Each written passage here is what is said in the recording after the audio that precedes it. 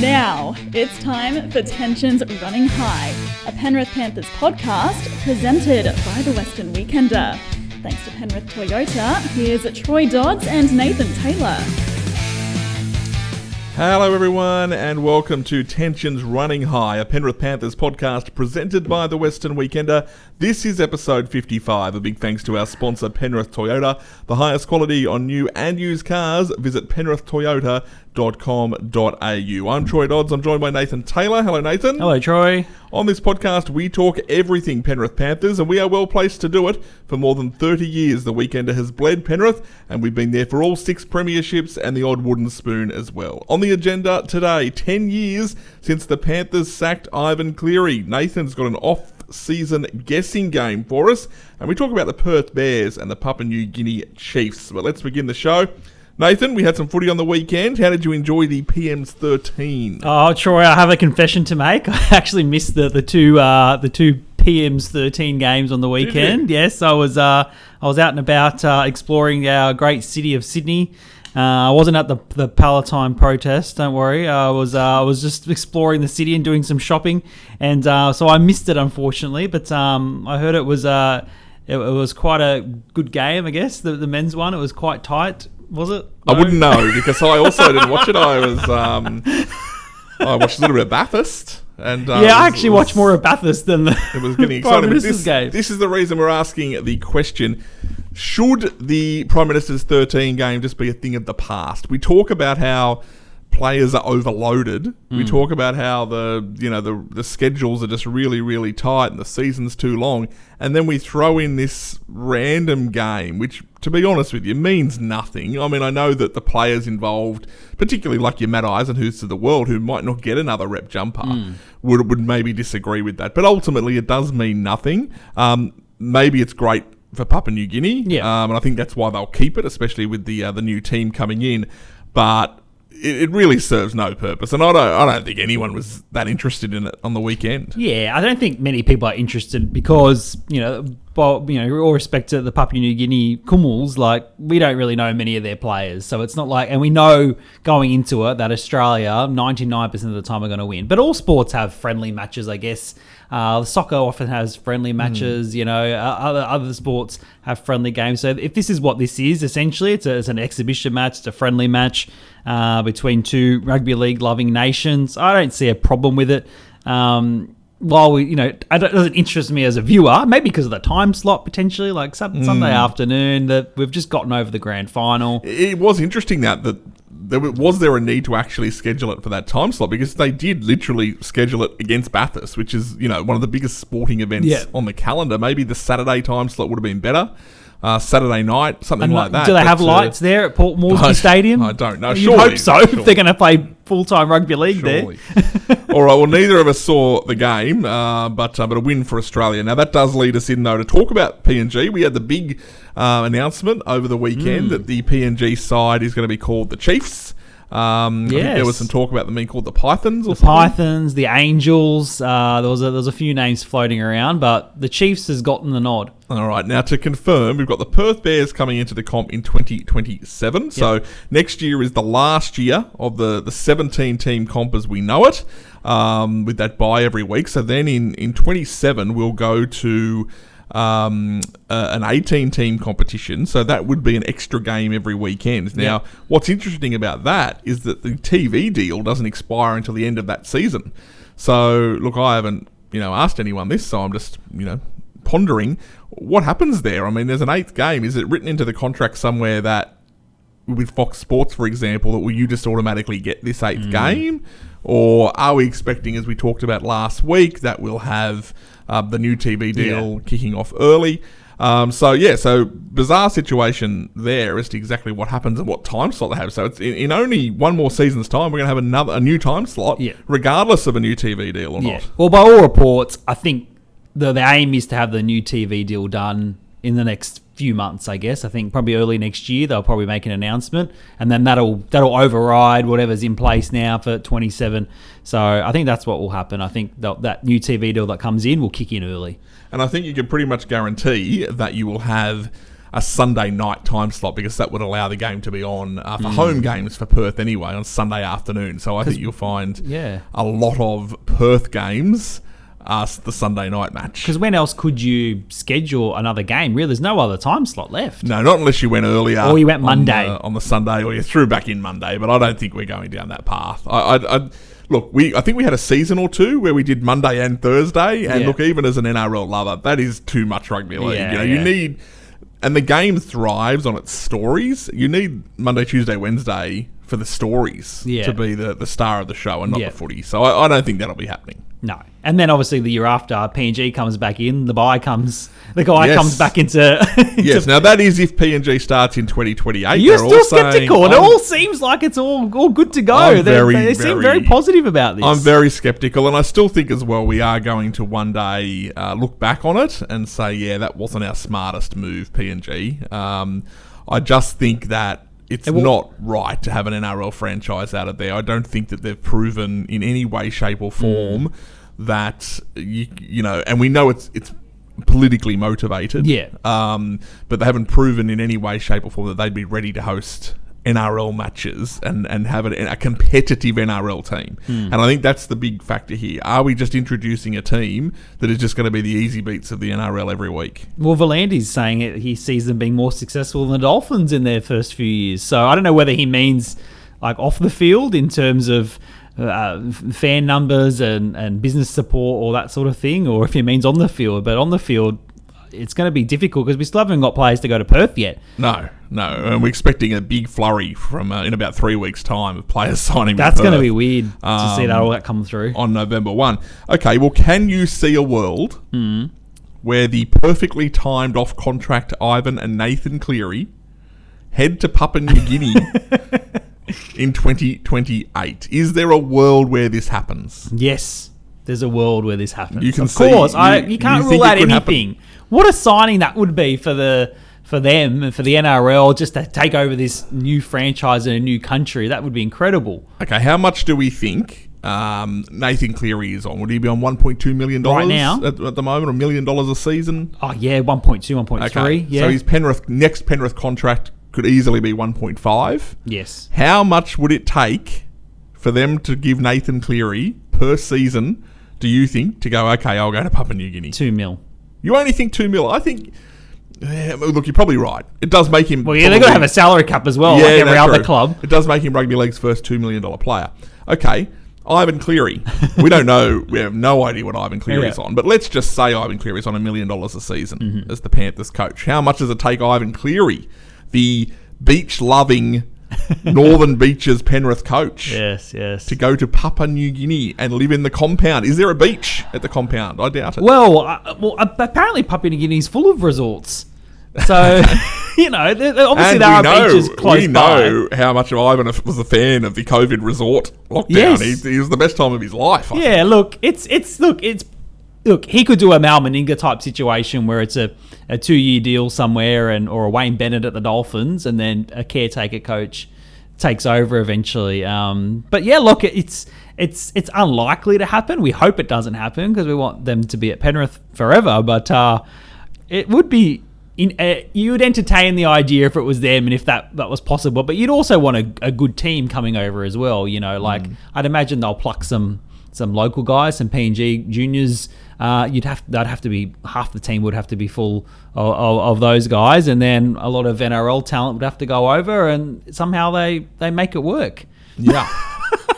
And maybe the Chiefs they do. Maybe they do. Let's And don't forget, Mary Fowler, of course, is Papua New Guinean. So yes, you're throwing that out there now. You're throwing out there this incredible. So this could be the perfect scenario where they could live together over there. Do they have any women's soccer teams available in Papua New Guinea? They might do soon. Look, I think this all does lead though to a story that we are going to continue to talk about right through next year, and that is the future of the Clearys, which we've mentioned a few times is going to be one of the biggest stories next year. I don't think that the wider rugby league world is onto it just yet, because they would just imagine at the moment that the chances are that they both re-sign. But we have mentioned before that there's plenty of whispers around, and I would say concerns around Panthers, that these two will not re-sign at the end of 27. So who knows? Where do they end up? I mean, in Ivan's case, you would imagine if it's not, an incredible move like that to Papua New Guinea, it's probably retirement. But why do we see Ivan retiring so early? Like, he's in his 50s, yet Wayne Bennett, Craig Bellamy, they continue to go on and be successful. What's the I just think that difference Ivan has indicated a couple of times that he doesn't want to be Wayne Bennett. He doesn't want to be coaching into his 70s, Now, that does, you're right, that still opens up, 50s and 60s, but I guess one of the arguments is, well, if it's not with Penrith, does he really want to go anywhere else? So, okay, does he just stay the Penrith coach? Maybe. I just have this feel there's something about the end of 27 that there's a big line under and a big cloud, maybe. Yeah, and of course, and obviously, 27, that'll make Nathan Cleary and Mary Fowler being together, 4 or 5 years by then. You can't expect that this long-distance relationship is continuing. Yeah, because that's almost like wedding time around like 4 or 5 years down the track. If they're still together, that's like, you think they would probably get married by then, and then what? Then what happens? Yep, then there's maybe kids, then there's maybe anything could happen. Yep. So, look, there's a lot to play out. I think that I would say it's actually less likely that Nathan Cleary plays out his entire professional sporting career in the NRL than it is likely. Yeah, I don't see him going to an established NRL franchise at all. I don't think he's going to go off to Brisbane or to the Roosters or anything like that. It's something like a PNG, like something crazy, because that fits in with his contract. Or it's, going to the Super League or going to rugby or something overseas. But you just don't know. He could surprise us all and sign another 5 or 6 years with Penrith in the coming years. And, we can't make assumptions of other people. So there's people obviously who would say, well, Nathan could stay in rugby league and just go down as the greatest rugby league player ever. Yep. Definitely be an immortal. Yep. Have a media career afterwards. All of that. But, that's also a little bit of small fish, small fries. Like when you consider the world that could be open to him. So it just depends in Nathan's head what does he see his professional career being by the time it's all over. So we shall see. All right, now talking of Ivan Cleary, of course, around this time 10 years ago, and it's hard to believe what has happened in the decade since, but it was around this time, a few weeks I think after the season now. Yep. That the Panthers made the big call to sack Ivan Cleary, or one person in particular did, and that was, of course, Gus Gould. Gus thought Ivan was tired. We know the story now. Now, I still remember this moment, right? You know how you remember big moments, but obviously sometimes you remember weird moments as well.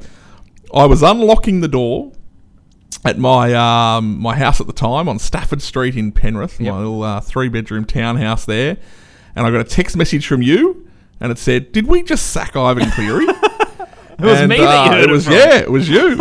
And I and this is, I think, group chats were around, but I don't know if they were like as they are now. And so I thought, what's he going on about? This can't be accurate. And then the story that that we all now know, that the Panthers, despite having made the finals in 2014 and had a terrible injury run in 2015 that really cruelled that campaign, sack Ivan Cleary, go back to the drawing board. Within weeks, we've appointed Anthony Griffin from the Broncos to come down. What a wild time, but also when you consider how it all ends with Ivan Cleary returning, getting rid of Gus. Yep. And then winning 4 premierships. Yeah, you could never have predicted it on that day. I think it was was it a Tuesday or a Wednesday? Like it was...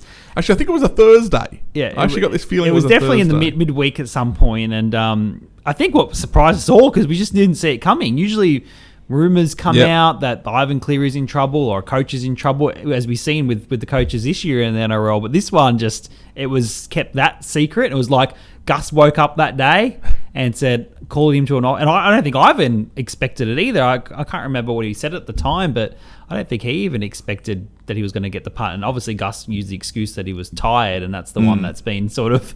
And I think there's been some stories since that basically Ivan, I think, found out from Beck. Oh, right. That I believe. I'm I haven't read his book. Yeah, Sorry, well, Ivan. Actually, I'm still halfway through his book. I need to get back into it. I feel like I know everything, but I probably don't. But I've got to get back into it. Sitting literally, I look at Ivan every morning. He's sitting on my bedside table. Oh, wow. I believe that potentially he was on a flight, and Phil Gould called Beck and said, "Listen, I think Ivan needs to take some time away." And basically, as soon as that flight landed, Beck had said, "Don't do anything else. Yep. Ring me." And I Yep. think that's how it all unfolded. Right, okay. But what it certainly created was one of rugby league's great rivalries that doesn't actually get talked about that much and has not been publicly played out. Because we know that Ivan and Gus have basically not spoken since then. Yeah. They do not have a relationship. But it's incredible that both of them have been able to maintain a professionalism towards each other. And that Gus obviously has to talk about Ivan and the success at Penrith, and then and Ivan's always going to get asked about Gus, and has been pretty respectful. Yes, about Gus. Gus. Yeah, I was going to say that. Very. So respectful. it's like it's like a rivalry with throwing handbags at each other or something. Well, I can confirm, Troy. It was I sent Ivan Cleary a text on the 20th of October, Okay. 2015. Yep. Because I think you probably asked me to reach out to Ivan to see if he wanted to talk. I see a about lot of it. blue there. I don't see a There's actually one. He replied to me back in 2023, and that was it. And I just said, "Hey, Ivan, it's Nathan from the Western Weekender. Sorry to hear of the news overnight." So you must have asked me to contact him the next day. Yeah, Far why out. I basically just went on, just said, I wonder if you're available for a quick comment. I understand you might not be the right time, but you've always been good to us here at the Weekender, so I have to check. Be nice to hear from, be nice for you to speak to the local fans and the community and offer some parting words. And I'm sure he got plenty of those texts from journos after he got the axe. But so we're almost there. What is it? The 14th, 15th of October. So we're less than a week away from that going down. But and then obviously it was not long after we signed Anthony Griffin. Yep. It wasn't a long coaching search at all.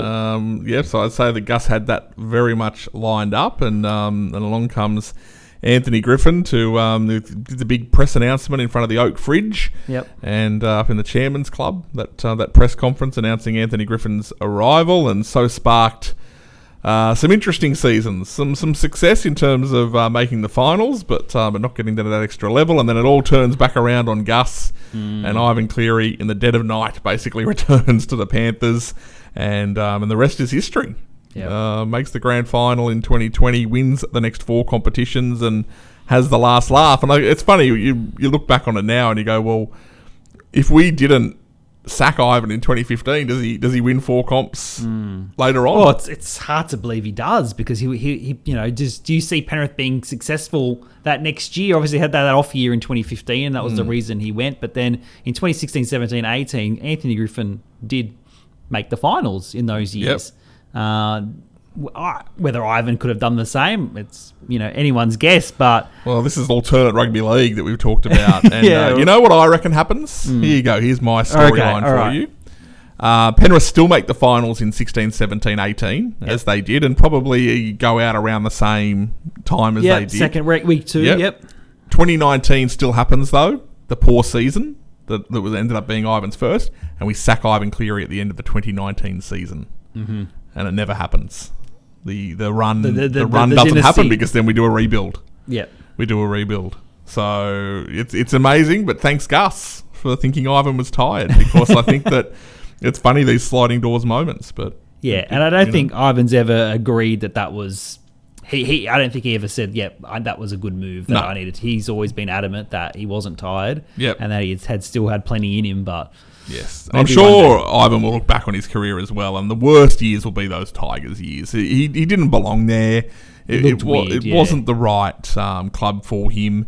And 2.5 years he was there? there? Yep. And, the Tigers fans still don't like him, and on the bus, off the bus, all that sort of stuff. But there you go, 10 years since Ivan Cleary was sacked. Now, the Western Weekender's new app has launched, Nathan. You've got it? I've got it. It's great. It is a new way to read the paper, plus local news at your fingertips, and there's great offers from local businesses as well, including gym trials, discounts at retailers, 50% off burgers. Tasteify. I went past there yesterday, Troy. I thought I might check this out, because I'm earmarking it for maybe a midweek dinner at some point. That's a great deal. It is. So make sure you download the app. Breaking news alerts to your phone. So much more. Download the Western Weekender app on the Apple App Store or the Google Play Store now, and get all the latest news to your fingertips.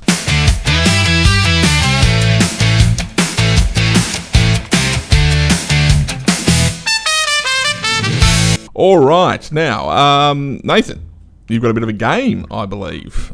Yes, Troy. Nathan's yes. guessing game. It's one of the great names. Yeah, well, this is the off season, so we're sort of forced to come up with some things to do and some fun things. And I've workshopped the name, and it's guess the clickbait headline, Troy. Guess the clickbait. Okay, Guess the clickbait headline. Tell me how it works. Well, Troy, as you know, sometimes I send you and some of the boys some interesting clickbait stories from our friends at Yahoo Sport Australia. Yeah, what are they doing? They are renowned for their clickbait headlines, and they'll make a big graphic, they'll put a photo, and then they'll put some outrageous headline and basically force you to click to see what it's about. Journalism, hey? So using those as my inspiration, I've come up with about 11 clickbait headlines, Troy. Wow, 11. Well, we can rifle through them quickly. Okay. So basically, I'll give you the headline that Yahoo Sport Australia gave me. Yes. You tell me what you think it is. I'll give you one crack at it. If you can't get it right, I'll say what the actual story was about. Okay. Are you ready? Right, I'm ready. All right. This one was posted yesterday, so we'll see how you go.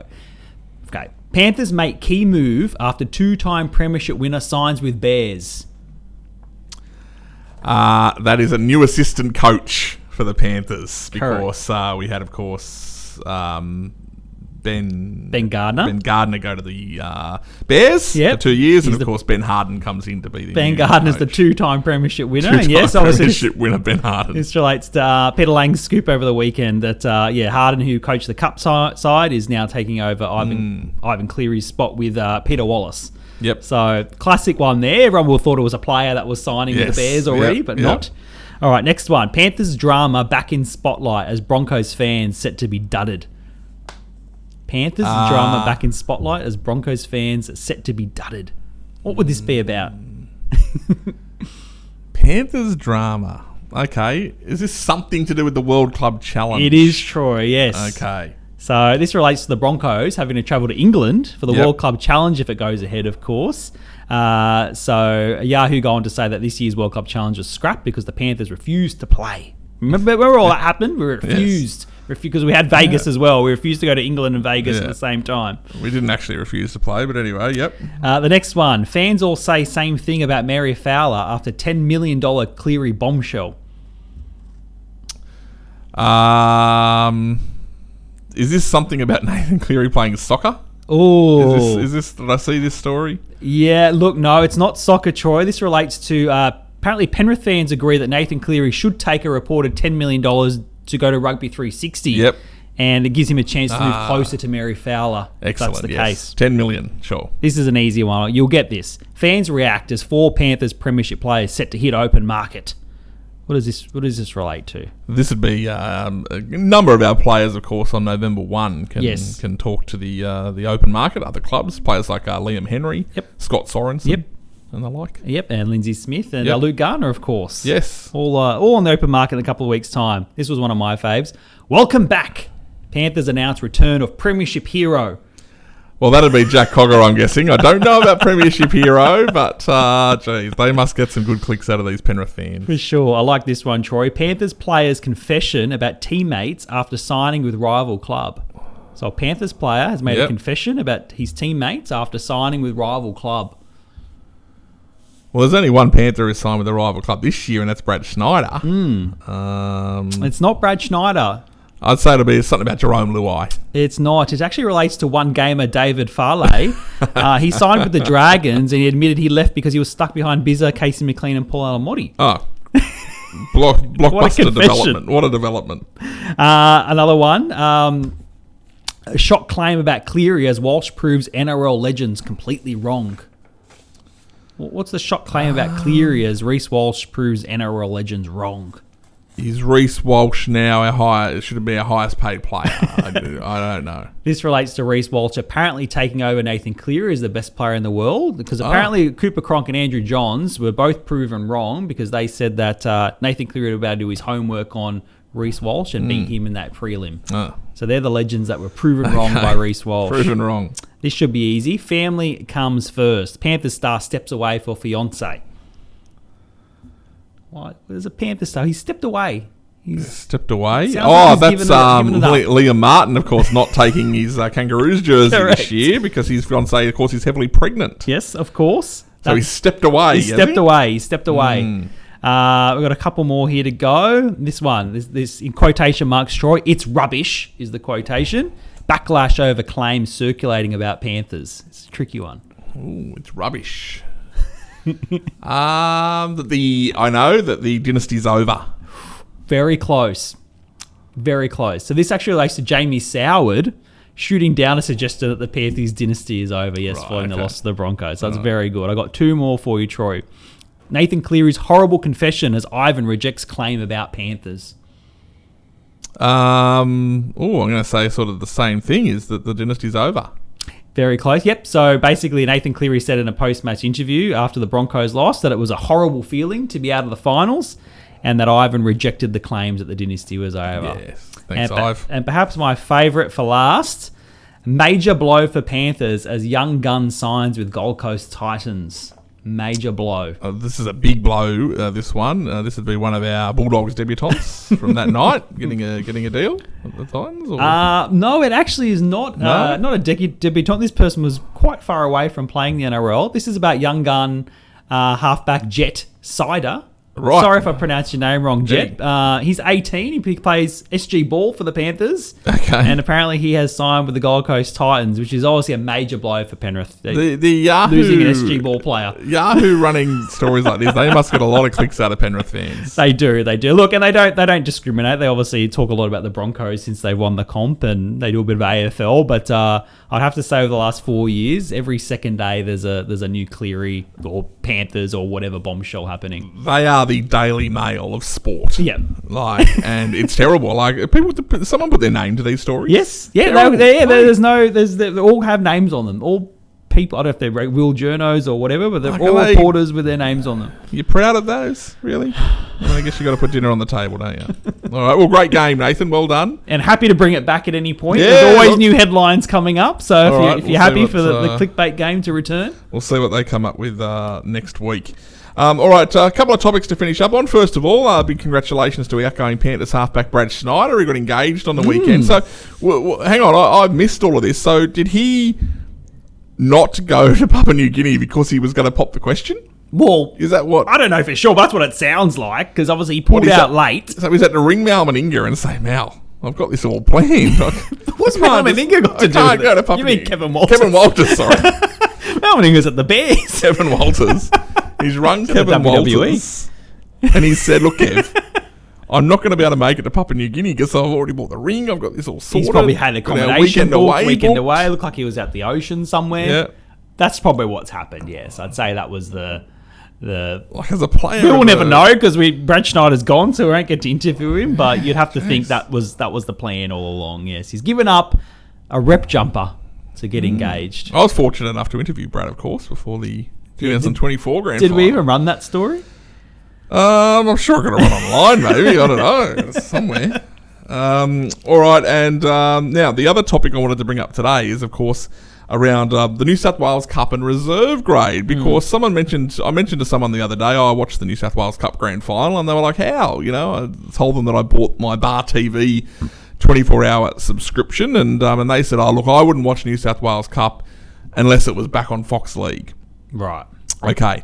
So what would make you want to watch the reserve grade competition again? Because we hear this rugby league fallacy, and I do believe it's a fallacy, that when we all grew up, we all went and watched 3 grades at the grounds. Yeah. We all packed in there at 10:30 in the morning, yep. and we watched the under-23s, and we watched the reserves, and then we watched the NRL. That is a bit of a myth. There are a core group of rugby league fans who did that, but it's largely a myth. But anyway, come at me if you disagree with that.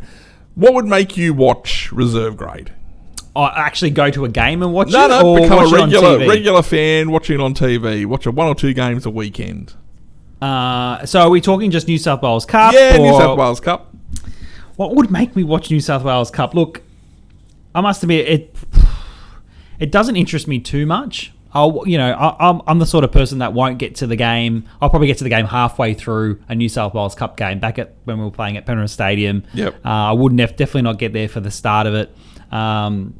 So I'm not a massive lover of New South Wales Cup while we do follow it. But look, I would watch a New South Wales Cup game if potentially an NRL player had been dropped to Cup or something and see how they go. But if you wanted me to watch weekly, it's going to have to be on maybe a mainstream channel. Yep. So Fox League or a 9Gem or something like that, like a regular channel where you can tune in and watch it all the time. Okay. Well, the only thing that would get my interest going is if we actually formed a proper national reserve grade competition. Yep. So every team had a reserve grade team. Yep. So you knew that Penrith are off playing Melbourne that weekend before the game, or hopefully on the same day and venue, but that we had a national reserve grade comp, and therefore we saw that legitimate natural transition from reserve grade into first grade. That we didn't have feeder clubs here, there, and everywhere for some of the Queensland and Melbourne teams, and that we didn't have New South Wales Cup teams who aren't in the NRL. Yeah. Like, if you had a national reserve grade competition, I might be in. And very similar to what we had with the Holden Cup, Toyota Cup. We actually had a bit of interest in that. Like, you did. Penrith won a few comps in that.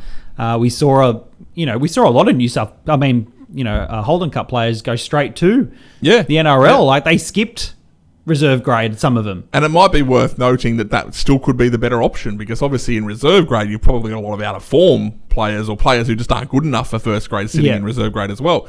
So maybe back to that idea of the national youth competition, learn whatever mistakes that we believe we made then, and reinstate it. Maybe it should be under 22s. I don't know. There was a lot of criticism at the time that we were putting so much focus on that, and then you back out your word to play at Windsor or something. Windsor, and then you're part of first grade.